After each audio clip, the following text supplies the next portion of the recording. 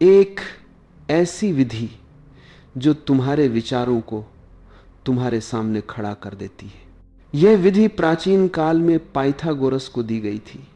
वे इसे अपने साथ यूनान ले गए और बाद में यही पश्चिमी रहस्यवाद की आधारशिला बन गई। पश्चिम में उन्हें आध्यात्मिक परंपरा का जनक माना जाता है। यह विधि अत्यंत गहन और सूक्ष्म साधनाओं में से एक है, इसलिए इसे समझने का प्रयास करना आवश्यक है। भ्रुकुटियों के मध्य अपने ध्यान को स्थिर करो। आधुनिक शरीर विज्ञान और वैज्ञानिक अनुसंधान बताते हैं कि दोनों भौहों के बीच एक अत्यंत रहस्यमयी ग्रंथि स्थित है, जिसे पाइनियल ग्रंथि कहा जाता है। यही स्थान तिब्बती परंपरा में तीसरी आंख के रूप में जाना जाता है और यही शिव का त्रिनेत्र है। दो भौतिक आंखों के अतिरिक्त एक और सूक्ष्म दृष्टि का केंद्र है, परंतु वह सामान्यतः सक्रिय नहीं होता। वह मौजूद तो है लेकिन सुप्त अवस्था में है। उसे जागृत करने के लिए साधना करनी पड़ती है। वह अंधी नहीं है, केवल बंद है। यह विधि उसी तीसरी आंख को खोलने का मार्ग है।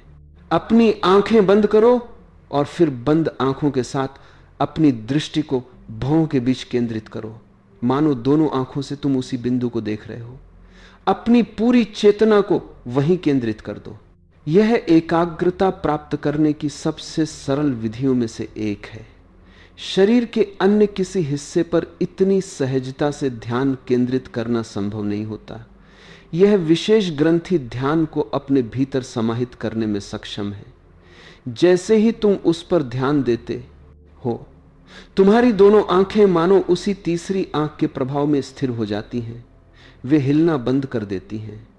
यदि तुम शरीर के किसी अन्य भाग पर ध्यान केंद्रित करने की कोशिश करोगे तो कठिनाई होगी, लेकिन तीसरी आंख स्वयं ध्यान को आकर्षित करती है, मानो वह चुंबक हो।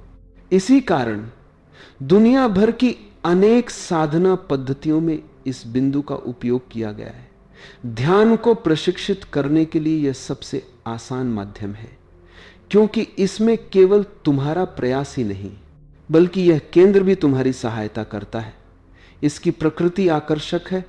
यह तुम्हारे ध्यान को अपनी ओर खींच लेता है। तंत्र के प्राचीन ग्रंथों में कहा गया है कि ध्यान ही तीसरी आंख का आहार है। यह लंबे समय से भूखी है। जैसे ही तुम इसे ध्यान देते हो, यह जीवंत हो उठती है, उसे उसका भोजन मिल जाता है। जब तुम समझ जाओगे कि ध्यान ही इसका पोषण है और यह तुम्हारे ध्यान को चुंबकीय शक्ति से खींचती है, तब ध्यान साधना कठिन नहीं रह जाएगी। केवल सही स्थान को पहचानना आवश्यक है। इसलिए आंखें बंद करो और अपने ध्यान को दोनों भौहों के बीच घूमने दो। उस सूक्ष्म बिंदु को अनुभव करने की कोशिश करो। जैसे ही तुम उसके निकट पहुंचोगे, अचानक तुम्हारी आंखें स्थिर हो जाएंगी और जब उन्हें हिलाना कठिन लगे, तब समझ लेना कि तुमने सही बिंदु पा लिया है। भ्रुकुटियों के मध्य ध्यान स्थिर कर विचारों को अपने सामने रखो। जब यह ध्यान स्थापित हो जाता है, तब पहली बार तुम्हें एक अद्भुत अनुभव होगा। तुम देखोगे कि तुम्हारे विचार तुम्हारे सामने चल रहे हैं और तुम उनके साक्षी हो। जैसे तुम सिनेमा के पर्दे पर दृश्य देखते हो, वैसे ही तुम अपने विचारों को देख पाओगे। विचार आते जाते रहेंगे और तुम केवल देखने वाले रहोगे। सामान्यतः ऐसा नहीं होता। आमतौर पर तुम विचारों के साथ एकाकार हो जाते हो। यदि क्रोध आता है तो तुम स्वयं क्रोध बन जाते हो। यदि कोई विचार उठता है तो तुम उससे अलग रहने के बजाय उसी में खो जाते हो। तुम विचार के साथ बहने लगते हो, तुम्हारी पहचान उसी से जुड़ जाती है। लेकिन जैसे ही ध्यान तीसरी आंख पर स्थिर होता है, एक दूरी बन जाती है। तुम साक्षी बन जाते हो। इस शिवनेत्र के माध्यम से तुम विचारों को वैसे ही देख सकते हो जैसे आकाश में बादल तैरते हुए दिखाई देते हैं या सड़क पर लोग चलते हुए दिखते हैं। जब तुम खिड़की से बाहर देखते हो तो तुम राह चलते लोगों से जुड़ते नहीं, तुम केवल दर्शक होते हो। उसी तरह अब जब क्रोध उत्पन्न होता है तो तुम उसे एक वस्तु की तरह देख पाते हो। तुम ये नहीं कहते कि मैं क्रोधित हूं, बल्कि अनुभव करते हो कि क्रोध मेरे चारों ओर है। जैसे कोई बादल तुम्हें घेर ले, वैसे ही क्रोध तुम्हें घेरे रहता है। जब तुम स्वयं क्रोध नहीं रहते तो क्रोध की शक्ति समाप्त हो जाती है, वह तुम्हें प्रभावित नहीं कर पाता। वह आता है और चला जाता है और तुम अपने केंद्र में स्थिर रहते हो। यह विधि साक्षी भाव को विकसित करने का मार्ग है। अब अपने विचारों को देखो, उन्हें जानो, उनका साक्षात्कार करो। फिर उस रूप को श्वास तत्व से, प्राण से भरने दो, जो सहस्रार तक पहुंचकर प्रकाश की वर्षा करेगा। जब ध्यान भ्रिकुटी केंद्र यानी तीसरी आंख पर स्थिर होता है, तब दो प्रकार की घटनाएं घट सकती हैं। पहला मार्ग यह है कि तुम साक्षी बन जाओ, जो भी घटित हो रहा है बस उसे देखो। शरीर में पीड़ा हो, दुख हो, कोई भी अनुभव हो, तुम उससे जुड़ो मत, केवल साक्षी बने रहो। यदि साक्षी भाव विकसित हो गया तो तुम स्वाभाविक रूप से तीसरी आंख पर स्थिर हो जाओगे। दूसरा मार्ग इसका उल्टा है। यदि तुम तीसरी आंख पर ध्यान केंद्रित कर लो तो साक्षी भाव अपने आप उत्पन्न हो जाएगा। दोनों स्थितियां एक ही हैं। जब साक्षी भाव स्थिर हो जाता है तब एक और गहराई अपने आप खुलती है। तुम श्वास की सूक्ष्म तरंगों को अनुभव करने लगते हो। तुम केवल श्वास के बाहरी रूप को ही नहीं बल्कि उसके सार प्राण को भी समझने लगते हो। अब रूप और श्वास तत्व के अंतर को समझो। जब तुम श्वास लेते हो तो केवल हवा ही नहीं लेते। विज्ञान कहता है कि हम ऑक्सीजन, हाइड्रोजन आदि तत्वों से युक्त वायु को ग्रहण करते हैं, लेकिन तंत्र की दृष्टि भिन्न है। वह कहता है कि हवा केवल माध्यम है, वास्तविक तत्व नहीं। असल में तुम प्राण ग्रहण करते हो, वायु तो केवल वाहक है, प्राण उसका सार है। इसलिए तुम केवल हवा नहीं बल्कि जीवन, ऊर्जा को भीतर लेते हो। आधुनिक विज्ञान अभी तक इस तथ्य को स्वीकार नहीं कर पाया है कि प्राण जैसी कोई सत्ता भी अस्तित्व में है। फिर भी कुछ वैज्ञानिकों और शोधकर्ताओं ने किसी रहस्यमय ऊर्जा की उपस्थिति का अनुभव किया है। उन्होंने यह महसूस किया है कि जब हम श्वास लेते हैं तो केवल हवा ही भीतर नहीं जाती। विशेष रूप से एक जर्मन मनोवैज्ञानिक विल्हेम रेक का नाम उल्लेखनीय है। उन्होंने इस ऊर्जा को आर्गन एनर्जी या जैविक ऊर्जा कहा। वास्तव में यही प्राण है।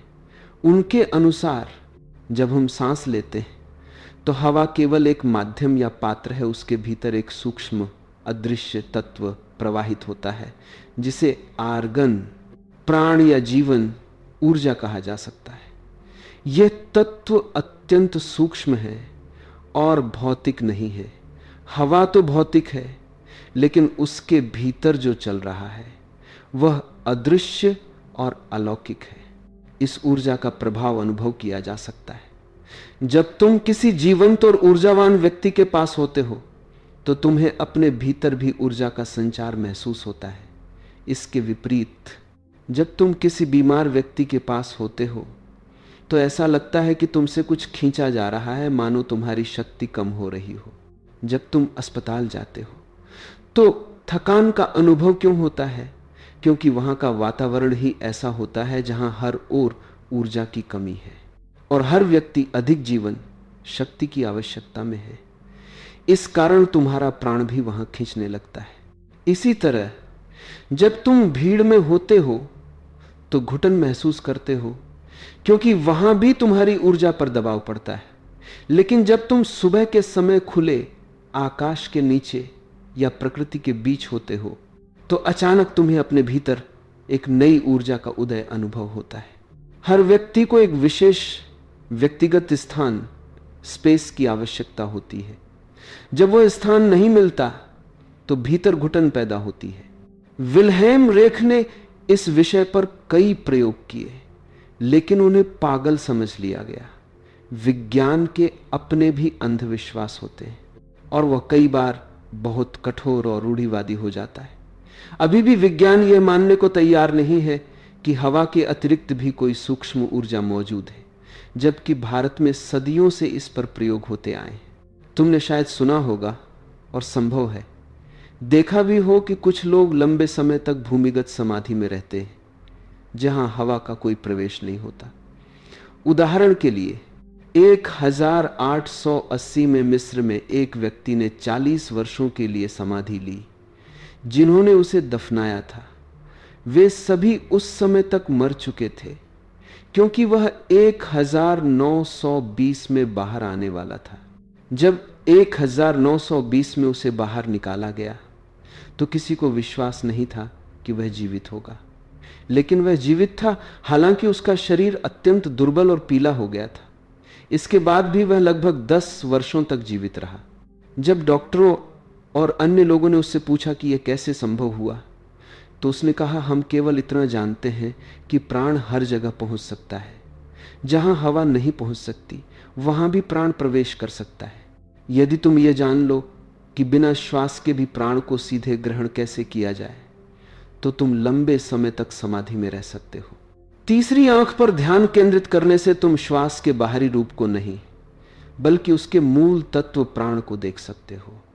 और जैसे ही तुम प्राण को अनुभव कर लेते हो, तुम उस स्थिति में पहुंच जाते हो जहां एक आंतरिक क्रांति संभव हो जाती है।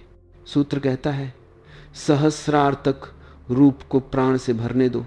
जब तुम्हें प्राण का अनुभव होने लगे, तब केवल कल्पना करो कि तुम्हारा सिर इस प्राण से भर रहा है। इसके लिए किसी विशेष प्रयास की आवश्यकता नहीं है, केवल कल्पना पर्याप्त है। मैं तुम्हें बताऊंगा कि कल्पना कैसे कार्य करती है। जब तुम तीसरी आंख के बिंदु पर स्थिर हो जाते हो और वहां से कल्पना करते हो, तब चीजें स्वतः घटित होने लगती हैं। सामान्यतः तुम्हारी कल्पना निष्क्रिय होती है। तुम कल्पना करते रहते हो लेकिन कुछ नहीं होता। फिर भी कभी कभी सामान्य जीवन में भी ऐसी घटनाएं घटती हैं जहां तुम्हारी कल्पना सच होती प्रतीत होती है। जैसे तुम किसी मित्र के बारे में सोच रहे होते हो और अचानक वह तुम्हारे दरवाजे पर आ जाता है। तुम इसे संयोग कहते हो, लेकिन जब भी ऐसा हो तो उसे ध्यान से समझने की कोशिश करो, उस घटना का विश्लेषण करो। जब तुम्हें लगे कि तुम्हारी कल्पना साकार हुई है तो भीतर झांको। संभवतः उस समय तुम्हारा ध्यान अनजाने में तीसरी आंख के पास केंद्रित था। वास्तव में यह संयोग नहीं होता, यह केवल ऐसा प्रतीत होता है क्योंकि तुम्हें उसके पीछे का विज्ञान ज्ञात नहीं है। जब ध्यान तीसरी आंख पर होता है तब कल्पना में सृजन की शक्ति आ जाती है। इस सूत्र का आशय यह है कि जब तुम भ्रुकुटियों के बीच स्थिर हो जाओ और प्राण का अनुभव करने लगो, तब अपने रूप को प्राण से भरने दो। अब कल्पना करो कि यह प्राण तुम्हारे पूरे मस्तिष्क में भर रहा है, विशेषकर सहस्रार में, जो चेतना का सर्वोच्च केंद्र है। उस अवस्था में कल्पना करो और वह सच होने लगेगा। कल्पना करो कि यह प्राण सहस्रार से प्रकाश के रूप में बरस रहा है और सचमुच वह प्रकाश बरसने लगेगा। उस प्रकाश में तुम स्वयं को नया, ताजा और पुनर्जीवित अनुभव करोगे। यही आंतरिक पुनर्जन्म है। यहां 2 महत्वपूर्ण बातें हैं। पहली, जब तुम तीसरी आंख पर केंद्रित होते हो तो तुम्हारी कल्पना शक्तिशाली और शुद्ध हो जाती है। इसी कारण इस साधना में शुद्धता और पवित्रता पर इतना जोर दिया गया है। तंत्र के लिए शुद्धता कोई नैतिक नियम नहीं है। इसका महत्व इसलिए है क्योंकि यदि तुम तीसरी आंख पर स्थिर हो जाओ और तुम्हारा मन अशुद्ध हो तो तुम्हारी कल्पना खतरनाक बन सकती है, तुम्हारे लिए भी और दूसरों के लिए भी। यदि तुम्हारे मन में किसी के प्रति हिंसा या हानि का विचार है तो केवल कल्पना के माध्यम से भी उसका प्रभाव वास्तविकता में प्रकट हो सकता है। इसी कारण इस मार्ग पर चलने से पहले मन की शुद्धता आवश्यक मानी गई है। पाइथागोरस को इस साधना में प्रवेश करने से पहले विशेष उपवास और प्राणायाम से गुजरने के लिए कहा गया था, क्योंकि यह मार्ग अत्यंत संवेदनशील और जोखिमपूर्ण है। जहां भी शक्ति होती है वहां खतरा भी मौजूद होता है। यदि मन शुद्ध न हो तो प्राप्त शक्ति पर अशुद्ध विचार हावी हो सकते हैं। तुमने कई बार किसी की हत्या करने की कल्पना की होगी, लेकिन सौभाग्य से वह केवल विचार ही बना रहा। यदि वही कल्पना तुरंत वास्तविकता में बदल जाए तो वह न केवल दूसरों के लिए बल्कि तुम्हारे लिए भी घातक हो सकती है, क्योंकि कई बार तुमने आत्महत्या का विचार भी किया होगा। यदि उस समय तुम्हारा ध्यान तीसरी आंख पर केंद्रित हो तो आत्महत्या का विचार भी तुरंत क्रिया में बदल सकता है। तुम्हें विचार बदलने का अवसर तक नहीं मिलेगा, घटना तुरंत घटित हो सकती है। तुमने सम्मोहन की प्रक्रिया देखी होगी। जब किसी व्यक्ति को सम्मोहित किया जाता है तो सम्मोहनकर्ता जो भी आदेश देता है वह व्यक्ति उसे तुरंत स्वीकार कर लेता है, चाहे वह कितना भी तर्कहीन या असंभव क्यों न हो। ऐसा क्यों होता है? दरअसल यह पांचवी विधि सम्मोहन की जड़ में कार्य करती है। सम्मोहन के दौरान व्यक्ति को किसी एक बिंदु पर, जैसे प्रकाश दीवार पर बने चिन्ह, या सम्मोहनकर्ता की आंखों पर अपनी दृष्टि स्थिर करने को कहा जाता है।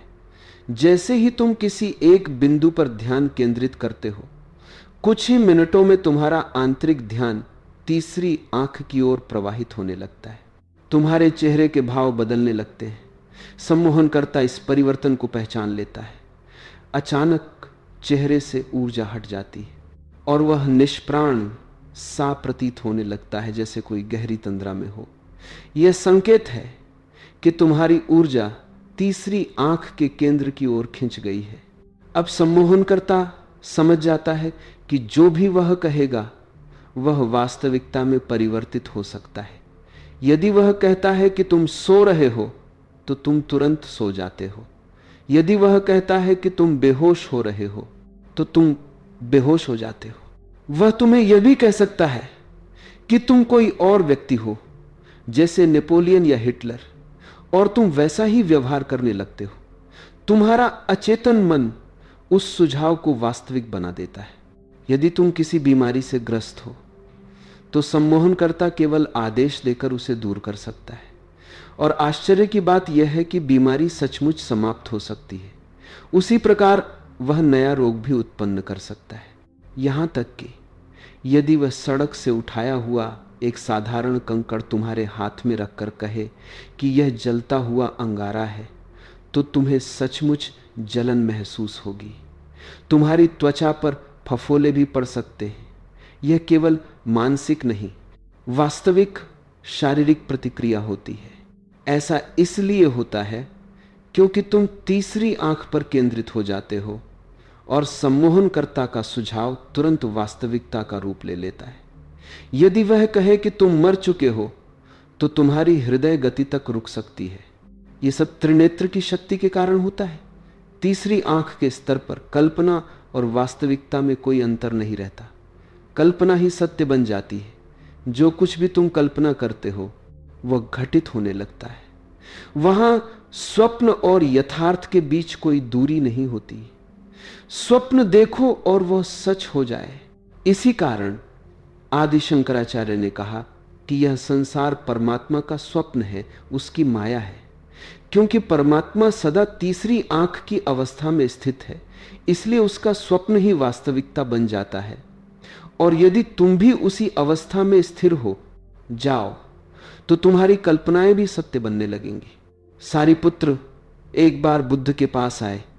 उन्होंने गहरा ध्यान किया था और उनके भीतर अनेक दृश्य प्रकट होने लगे थे। स्वर्ग, नरक, देवता, दानव, सब कुछ उन्हें दिखाई देने लगा। ये दृश्य इतने सजीव थे कि वे घबरा गए और बुद्ध के पास पहुंचे। उन्होंने कहा, मुझे अत्यंत वास्तविक दृश्य दिखाई दे रहे हैं। बुद्ध ने उत्तर दिया, वे केवल स्वप्न हैं। सारिपुत्र ने कहा, लेकिन वे इतने वास्तविक हैं कि मैं उन्हें स्वप्न कैसे मानूं? एक फूल मुझे ऐसा दिखाई देता है जो किसी वास्तविक फूल से भी अधिक सजीव है, उसमें सुगंध है, मैं उसे छू सकता हूं। यहां तक कि जो मैं आपको देख रहा हूं वह उतना वास्तविक नहीं लगता जितना वह दृश्य।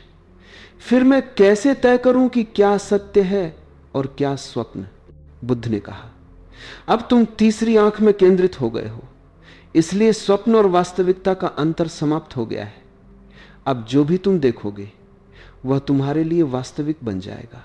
और इसका उल्टा भी संभव है। जो व्यक्ति तीसरी आंख में स्थिर हो जाता है उसके लिए स्वप्न वास्तविक हो जाते और वास्तविकता स्वप्न जैसी प्रतीत होने लगती है। क्योंकि जब स्वप्न ही सच बनने लगते हैं तब यह स्पष्ट हो जाता है कि दोनों में मूलभूत अंतर नहीं है। इसीलिए जब शंकर कहते हैं कि संसार माया है, परमात्मा का स्वप्न है, तो यह कोई दार्शनिक सिद्धांत मात्र नहीं है। यह उस व्यक्ति का प्रत्यक्ष अनुभव है जो तीसरी आंख में स्थापित हो चुका है। अंततः जब तुम तीसरी आंख पर ध्यान स्थिर कर लो तब कल्पना करो कि सहस्रार से प्राण की वर्षा हो रही है। जैसे तुम किसी वृक्ष के नीचे बैठे हो और उस पर से फूल झर रहे हो, या जैसे आकाश से वर्षा हो रही हो, या जैसे सूर्योदय के समय किरणें तुम पर बरस रही हो। बस ऐसा कल्पना करो और तुरंत तुम्हें अनुभव होगा कि सहस्रार से प्रकाश बरस रहा है। यह प्रकाश तुम्हें भीतर से परिवर्तित करता है, तुम्हारा पुनर्निर्माण करता है। यही आंतरिक पुनर्जन्म है जहां तुम केवल नए नहीं बनते बल्कि पहली बार वास्तव में जन्म लेते हो।